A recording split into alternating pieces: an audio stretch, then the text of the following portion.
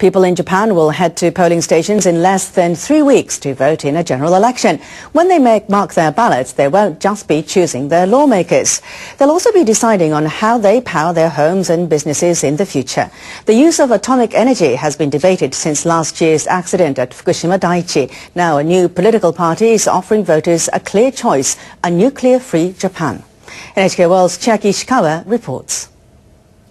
A governor in Western Japan launched Tomorrow Party of Japan. Yukiko Kada insists she and her colleagues will eliminate nuclear power. She also says they will create a program to improve energy efficiency and separate power generation from power distribution.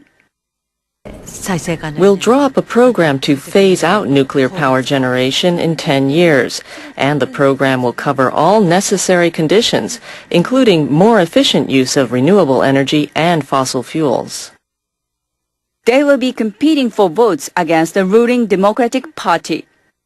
DPJ leaders have already pledged to work toward reaching zero reliance on nuclear energy within 2 decades. The Democrats are aiming to put all nuclear power plants in Japan offline by the 2030s. We will use all our resources to achieve this.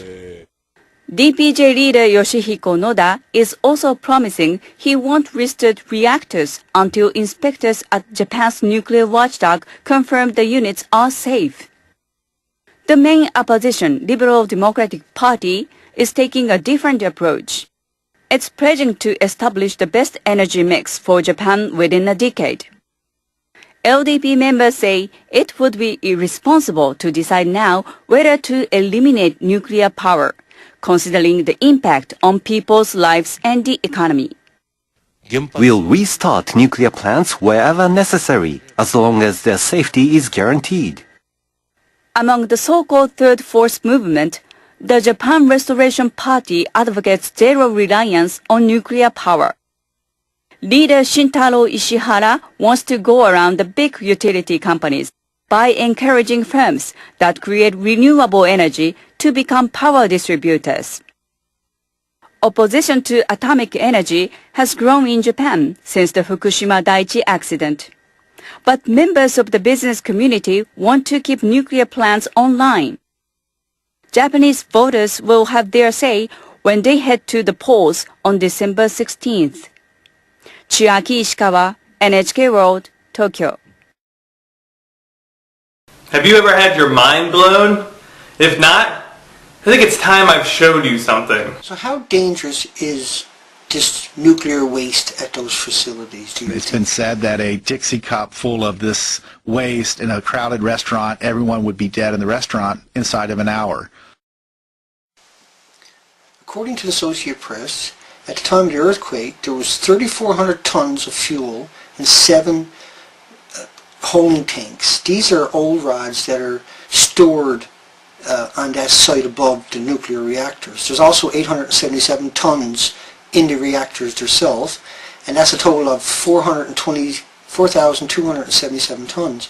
Now, if you want to understand, say, what 800 tons of this stuff is like, now, then listen to this one lady. of the Japanese physicists who came to our Hamburg conference calculated that 800 tons of depleted uranium, if it's released into the air, is the atomicity equivalent, or the equivalent number of radioactive atoms, as 41,000 Nagasaki bombs. Okay, so if you still don't get where I'm coming to, and what I'm saying to you is, think about Pakistan and India when they set off 9 nuclear weapons each in the 90s, and the entire planet went insane because you released that radiation into the environment. Imagine what she's saying, 800 tons of those 4,200 tons that are at the Japanese facilities. You're looking at around 220,000 Nagasaki bombs worth of radiation. So if you think India and Pakistan setting off 18 nuclear weapons and France sneaking in a couple of them on the side was catastrophic, right? And so that's why I have to make this video, so you can put 2 and 2 together. But Tom Carpenter will explain to you what a drop on the leg of a fruit fly, how dangerous just a drop of this stuff is. Even the amount that would fit on the leg of a fruit fly is considered a problem dose, and that's happened at Hanford. Fruit flies have landed on contaminated materials and then flown off to go to the lunchroom and deposit contamination on food and on tables and whatnot, and they've had to evacuate a 20-acre area at the Hanford site because of hot fruit flies and wasps. So imagine how many hot fruit flies and how many hot wasps will be flying around Japan this spring and this summer, and next spring and next summer, and 10,000 years, springs and summers. It's not only a Dixie cup that will kill everybody in that restaurant inside of an hour. It'll kill everybody in that restaurant for 4 billion years every hour. So you can drag out all the bodies and drag the bodies, new people back in, and they'll be dead in an hour, drag them in. You can do that for 4 billion years. That's the same material. The same material. So I'll just show you a clip of number 3 reactor has MOX fuel in it. That's 2 million times more dangerous than the stuff I'm showing you here. 2 million times! So reactor number 3, 6% of those rods has MOX fuel into it. 2 million times more dangerous than the stuff I'm telling you here now. It's been said that a Dixie cup full of this waste in a crowded restaurant, everyone would be dead in the restaurant inside of an hour. This stuff is being liberated into the environment, and that's why you have firefighters on a suicide mission with hoses in their hands, trying to spray water. That's why those helicopters, they're not trying to drop water on the fuel plant. They're trying to drop it all over that area on all those rods.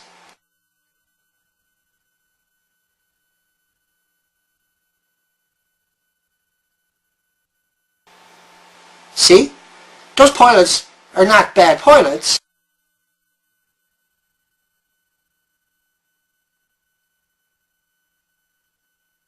They're doing this on purpose. They don't want to tell you that 4,200 tons, 600,000 rods, have been blasted all over that area. So the whole area is hot till the end of time.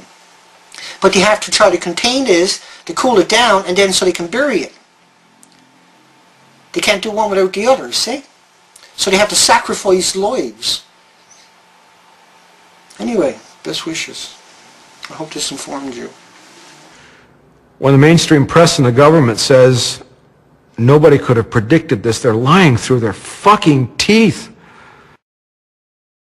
World weather experts say the average global temperature this year was the 9th highest on record. The World Meteorological Organization revealed this during the latest round of the UN COP18 climate talks in Qatar. The body says that between January and October, the average temperature of the planet increased by about 0.45 degrees Celsius, compared to the average for the 30-year period ending in 1990. The organization says temperatures began to rise in late April after remaining low since last fall. At that time, the La Niña phenomenon was in effect off the coast of South America. La Niña causes low sea surface temperatures and affects the weather around the world. Global warming, of course, is not just a future threat. It is happening now, as evidenced by the rapid melting of the Arctic sea ice. The WMO says that as of September, higher air temperatures had shrunk the Arctic ice cap by 18% from the previous minimum observed in 2007. Listen to this article titled TEPCO's Chief Questioned Over Nuclear Plant Problems. NHK never did make it into a video. So sorry for this stupid voice box person. Japan's Nuclear Regulation Authority has questioned the president of Tokyo Electric Power Company about its nuclear safety policy. Naomi Hirose met the chief of the authority's secretariat, Katsuhiko Okada. On Thursday, Okada is said to have demanded in the measly 30-minute closed-door meeting that TEPCO's management play an active role to ensure safety at its nuclear power stations. That's right, a measly 30-minute meeting behind closed doors, no less, to discuss safety of nuclear power stations. Okada reportedly cited a recent series of problems and legal violations reported at the firm's nuclear plants. Yes, you heard that correct.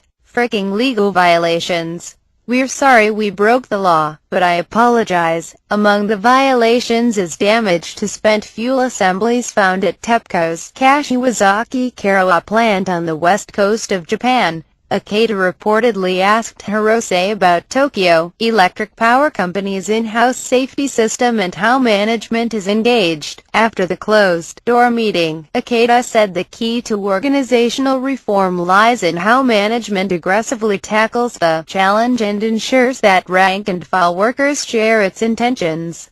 Well, what the hell does that mean? Seriously? Hirose apologized for the firm's problems and said reforming the nuclear power sector is TEPCO's top priority. Hirose apologized for legal violations instead calling them problems. WTF, he said the firm will take specific steps to make its top officials' ideas clear to all employees. Oh really? What specific steps will that be, Mr. Hirose? On Fukushima believable. Two Japanese plant makers are to join forces in thermal power generation to better meet increasing global demand. Top executives at Mitsubishi Heavy Industries and Hitachi announced Thursday that they agreed to set up a new thermal power utility in January 2014. The new utility will lead the global industry, capitalizing on the strengths of the two firms. We'll utilize the combined resources globally. We're Japan's best partnership. Mitsubishi will have a 65% stake in the planned company, while Hitachi will get the remaining 35%. The two firms plan to bring together their thermal power divisions under the new company. They aim to increase their global standing through economies of scale by expanding their market share in thermal power. The United States is rediscovering the advantages of cost-efficient thermal power. That's after technologies enabled domestic production of shale gas there. And power demand in emerging economies across Asia has been rising, seeing as their economies have been growing rapidly. Now, the latest plan would bring Mitsubishi Heavy Industries and Hitachi closer in infrastructure projects. Both companies regard thermal power generation as the core of their business.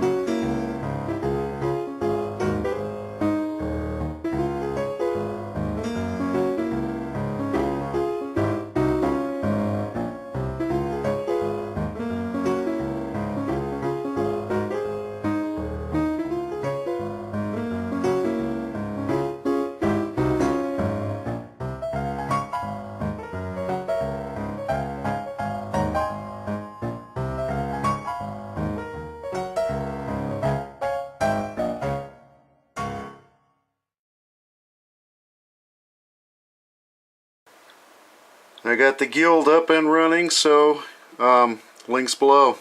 Thanks everybody. A lot of people showing up.